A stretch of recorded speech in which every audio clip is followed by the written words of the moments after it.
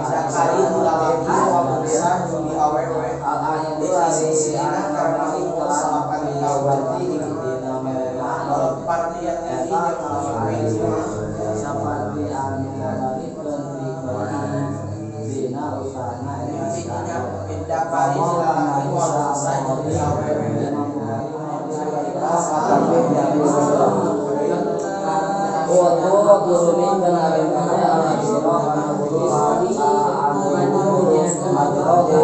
karena buruhanana ajir qabla ayajipa sama mayen garing naon urfuhu atau kana ganjaran ajir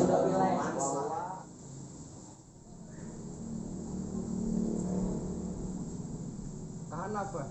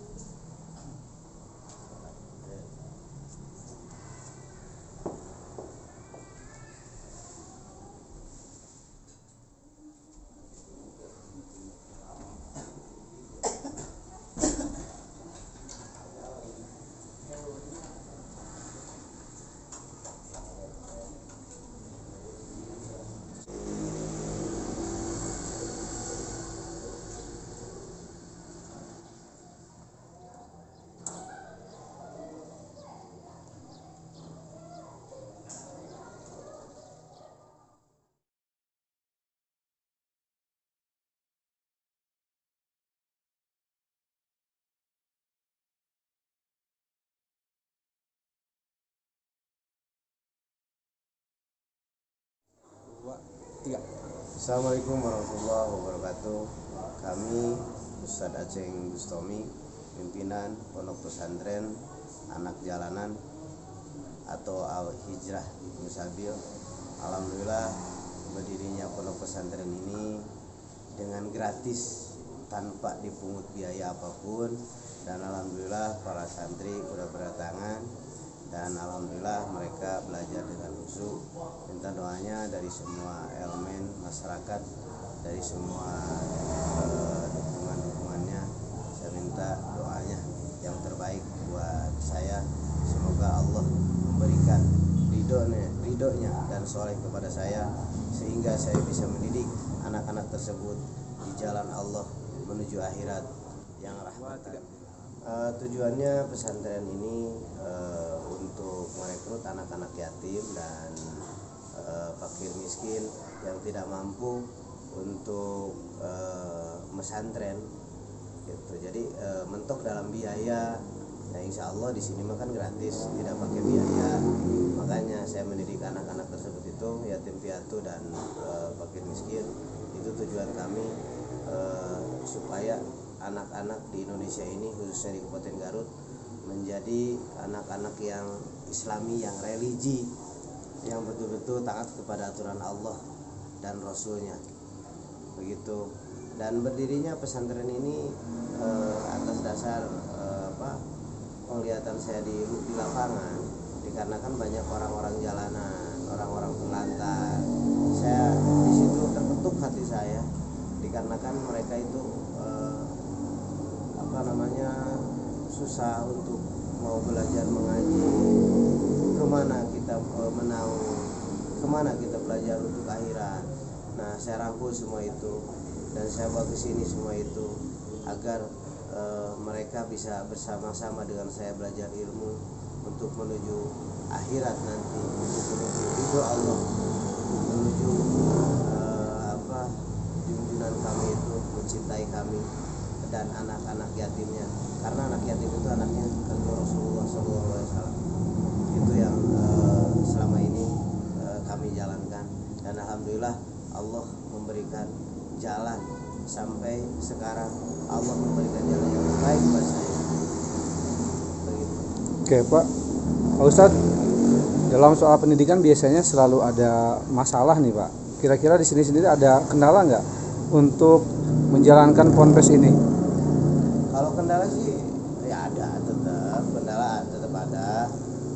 Tapi alhamdulillah kalau masalah kendala saya nggak terlalu dipikirkan, karena saya berpikir saya punya Allah, makanya kendala itu saya tidak dipikirkan. Pertama, Pelajaran yang saya ajarkan di sini, bahwa suci dulu, belajar sholat dulu, setelah itu belajar kitab kuning dan kurikulumnya udah ada di sana, dan insya Allah yang belajar di sini akan mempunyai ijazah SMP, ijazah SMA, akan kami perjuangkan kejar paket B dan paket C untuk mereka, biar mereka itu bukan cuma bisa belajar ngaji, tapi mereka juga bisa punya ijazah, mereka bisa bekerja kalau punya ijazah. Dan di sini anak-anak di sini saya belajarkan tentang tani, tentang ternak, saya belajarkan tentang itu supaya pulangnya dari pesantren dari kami ini mereka itu bisa mencari uang atau bisa mencari nafkah sendiri. Memiliki keterampilan ya. Ya, dari keterampilan saya ajarkan keterampilan apapun yang saya bisa, karena saya ahli tani, saya pelajari tani, saya ajari tani mereka supaya saya bisa berdagang, dia belajar berdagang dan istri saya. Nah, nanti setelah keluar dari pesantren kami ini, insya Allah mereka itu akan jadi santri yang berkualitas dan bisa mencari nafkah sendiri tanpa harus minta seperti sekarang, minta di jalanan. Dan saya bilang kepada santri-santri saya sendiri, saya bilang, kamu itu jangan meminta, tapi kamu itu harus bisa memberi ke orang lain. Itu yang saya tegaskan ke mereka, karena memberi itu lebih baik daripada meminta. Jadi memberikan pelajaran sikap optimis Pak ya. Betul, optimis dan sangat positif buat mereka dari semua sisi. Dari tauhidnya dia harus mengenal Allah, dari dunianya dia harus mengenal dunia, dia harus mengenal pergaulan, apa pergaulan yang dia geluti di dunia ini. Insya Allah saya akan menciptakan santri-santri saya yang berkualitas dan soleha. Itu yang saya inginkan. Untuk sementara Pak Haji, boleh tahu nggak berapa santri dan dari mana saja mereka? Kalau santri sekarang 120 orang, baru 120 orang. Santri itu dari selatan, Pak Kenjeng, Pak Mungpek, itu kalau dari Garut. Dari Malangbong juga ada, dari Limbangan juga ada. Terus yang dari luar kabupaten ada dari Bandung Timur, daerah Majalaya, terus daerah Subang, daerah Karawang, daerah Purwakarta juga sudah ada santri. Oke. Di sini. Kita mendengar bahwa santri di sini tidak menetap Pak Haji ya, bisa pulang atau gimana? Enggak, itu dulu. Oh itu dulu. Itu dulu. Oh sekarang berubah. Dulu, dikarenakan pondok pesantrennya belum terbentuk. Jadi kalau ke sini 1 minggu pulang, datang lagi, 1 minggu pulang, datang lagi. Nah kalau sekarang santri di sini menetap. Oh sudah bisa menetap. Menetap semuanya karena kan udah ada tempatnya. Fasilitas sudah tersedia ya. Sudah saya sediakan fasilitasnya, makanya santri di sini sekarang insya Allah menetap. Oke, saya melihat di sini ada asrama putra, asrama putri. Maksudnya ini gimana? Dipisah atau gimana Pak? Ya, asrama putra itu kan tempatnya putra belajar ilmu, asrama putri itu tempatnya putri belajar ilmu, dan guru ngajinya juga putri. Oke. Ya. Jadi dipisah ya? Dipisah, tetap dipisah. Itu tidak boleh disatukan, tidak boleh disatukan karena haram kan disatukan. Makanya terpisah. Pak, mungkin kalau maaf berbicara masalah pendidikan harus ada peran serta masyarakat dan pemerintah nih. Dari pemerintah sendiri sampai saat ini komunikasinya seperti apa Pak? Alhamdulillah dari pemerintah sangat mendukung, apalagi dari masyarakat sekitar sangat mendukung adanya pesantren anak jalanan di sini. Alhamdulillah semua pihak sangat mendukung karena pesantren ini kan satu-satunya pesantren yang namanya anak jalanan, dan di Garut itu di sini kan gratis. Tidak dipungut biaya? Tidak dipungut biaya. Gitu. Jadi biayanya itu dari hasil tani saya, dari kebun itu dipakai biaya untuk makan mereka, dan beli kitab-kitabnya juga dari hasil tani, dan ada juga dari pemerintah, dari donatur yang ngasih untuk makan mereka atau kitab-kitab mereka. Oke. Pak sedikit nih Pak, Menurut Pak Ustadz sendiri nih, peranan pendidikan seperti apa Pak? Peranan pendidikan untuk negara ini? Peranan pendidikan untuk negara ini ya intinya kita kan NKRI ini saya tetap sarankan kepada mereka tetap harus membela NKRI, menjaga NKRI, jangan sampai NKRI ini direbut dengan orang-orang yang salah, intinya PKI dan sebagainya gitu kan. Yang saya sarankan kepada santri-santri saya, jagalah Indonesia ini, karena Indonesia ini milik kita semua, karena yang memerdekakan negara ini para ulama, para habaib. Jagalah Indonesia ini dengan baik, itu saran dari kami kepada santri-santri saya. Salah satunya dengan pendidikan Pak ya, dengan ilmu pengetahuan. Dengan ilmu pengetahuan, salah satunya dengan ilmu pengetahuan. Dan saya selalu jadi saya tuh santri itu di sini nggak dianggap santri buat saya. Saya di sini dianggap anak saya. Jadi semuanya itu selalu curhat, kalau ada apa-apa selalu curhat. Dan mereka itu kepada saya itu tidak menganggap guru, tapi mereka itu menganggap bapak kepada saya. Jadi tidak ada sekatan antara saya dengan santri, tidak ada halangan atau tidak ada jarak dengan santri, karena santri menganggap saya ini bapaknya.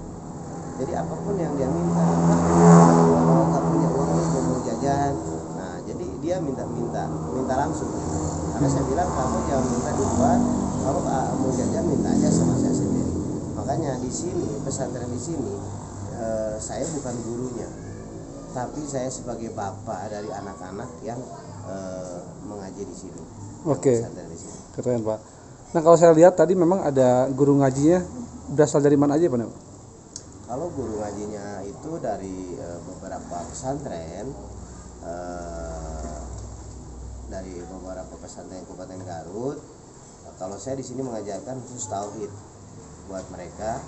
Kalau kitab-kitab yang lain dari mulai Syafi Natijan dan sebagainya, kitab kuning dan sebagainya, nah itu ada guru-gurunya khusus, dan guru-gurunya itu SPDI semua. SPDI ya. SPDI semua. Kalau bagi saya, pertama saya itu mempelajari, memberikan pelajaran kepada mereka itu tentang tauhid, dan saya menerima curhat anak-anak biar anak-anak itu mempunyai otak yang cerdas, pemikiran yang cerdas, hati yang sabar. Itu yang saya didik selama ini kepada mereka. Dan tujuan saya ke depan tidak ada niat apa-apa, cuman saya ingin menggadaikan hidup saya untuk akhirat demi anak-anak. Dan tempat ini, pesantren ini, tanah ini, dulunya tanah ini saya beli sendiri, dan ini sekarang di yayasan, dibikinkan yayasan pondok pesantren ini, walaupun ini tanahnya bukan dari bantuan. Dan saya ingin pemerintah memperhatikan jalan pondok, jalan ke pesantren. Nah ini kan jalan ke pesantren, ini mentoknya di jalan di sini. Jalan di sini, saya minta ke pemerintah tolong ini jalan belilah untuk akses jalan ke pesantren. Untuk akses jalan ya. Biar anak-anak itu tidak menginjak tanah orang lain. Tidak melewati tanah orang lain. Gitu. Ini nampaknya sangat dekat ke jalan raya Pak ya? Ya, sangat dekat ke jalan raya, depan itu jalan raya. Jalan Raya Pasirwangi. Oke. Jalan raya. Jadi insya Allah nanti akan memberikan tanah itu untuk pesantren. Amin. Insya Allah, saya yakin Allah akan memberikan. Dan nanti guru-guru ngaji di sini, guru-guru ngaji di sini, saya udah bilang sama guru-guru ngaji di sini, nanti saya akan kasih rumah semua. Akan saya Diberikan fasilitas ya? Fasilitas akan dikasih rumah. Nah pertanyaannya mungkin dari mana Aceh ini punya uang untuk memberikan rumah untuk guru-guru ngaji? Saya dari Allah aja. Yakin aja ya. Yakin aja deh, walaupun dunia ini kan perlu hablum minanas itu sebelum hablum minallah gitu. Tapi insya Allah hablum minanas saya itu saya sangat optimis Allah akan memberikan jalan, Allah akan memberikan rezeki untuk guru-guru ngaji yang mendidik di sini. Itu tujuan saya untuk biar mereka itu bisa khusyuk mengajinya. Kalau saya kasih fasilitas rumah Bisa fokus ya. mereka ya bisa fokus. Dan tanahnya udah ada. Oke. Tanahnya udah ada. Tinggal dibangun ya. Bikin bangunan. Tanah udah saya beli dulu. Tahun 2007 saya udah beli tanah. Dan saya udah berpikir waktu beli tanah itu tanah itu untuk pesantren. Ya ternyata pesantrennya jadinya di sini. Akhirnya tanah yang saya beli dulu saya beli tanah itu 600 juta. Nah, tanah itu akan saya hibahkan untuk guru-guru ngaji semua. Itu janji saya kepada guru-guru ngaji semua yang belajar yang mengajari di sini. Assalamualaikum warahmatullahi wabarakatuh. Saudara-saudara kalian seiman, seagama, carilah ilmu sebanyak mungkin untuk bekal Anda di akhirat. Carilah ilmu setinggi mungkin untuk mencari kesolehan, bekal untuk di akhirat nanti. Saudara-saudara sekalian, carilah ilmu untuk dijadikan bekal nanti di akhirat nanti. Insya Allah nanti ada sidang di hadapan Allah, disidangkan. Maka kita kalau tidak punya ilmu tentang agama, tentang Islam, maka apa yang akan kita pertanggungjawabkan? Dan saya sarankan kepada semua, jangan bosan mencari ilmu. Dari mulai lahir sampai akhir hayat, carilah ilmu. Carilah ilmu, carilah ilmu. Ilmu agama yang baik. Carilah ilmu agama yang dirahmatan lil alamin. Carilah ilmu yang diridhoi oleh Allah. Carilah ilmu yang dituntun oleh baginda Nabi Rasulullah Sallallahu Alaihi Wasallam.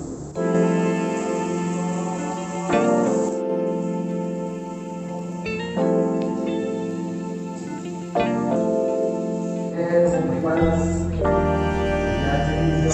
kasih.